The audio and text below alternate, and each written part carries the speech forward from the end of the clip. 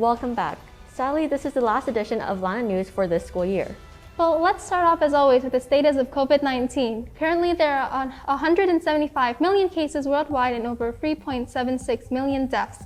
In Thailand, there are currently 185,000 cases with 1,332 deaths. The World Health Organization, WHO, has approved China's Sinovac COVID vaccine for emergency use. The WHO has said that prevented symptomatic disease in 51% of those who were vaccinated and prevented. In 100% of samples, severe symptoms and hospitalization.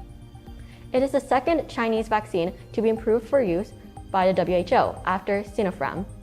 Moving on, continuing our coverage of what is happening in Myanmar, as tens of thousands of people flee from their homes in Kayak State because of the brutal attacks by military force, a UN rights expert has warned of mass deaths from starvation and disease.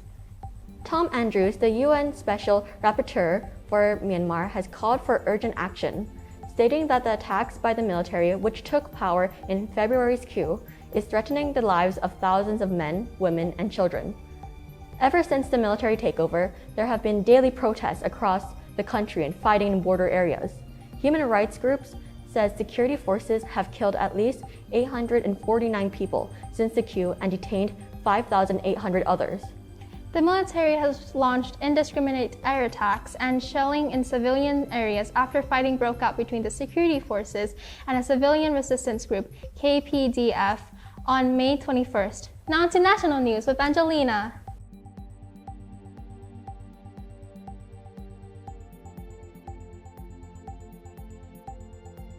Now moving on to the national news. Recently, a Serbian volleyball player has been fined about 700,000 baht and has been suspended for making racist gesture toward a Thai player during a FIVB Volleyball Women's National League match. According to the disciplinary panel subcommittee, the Serbian player has been found to have violated the disciplinary regulations, causing her to be suspended for 2 matches. However, the Serbian player and the Volleyball Federation of Serbia have both issued their sincere apologies toward the Thai teams and to anyone affected by the incident. Furthermore, this week, Thailand has begun its vaccination program. So far this week, over 100,000 people have received their first shot in Chiang Mai. Hopefully, the end of COVID-19 is in sight. Now moving on to the school news with I and I-chan.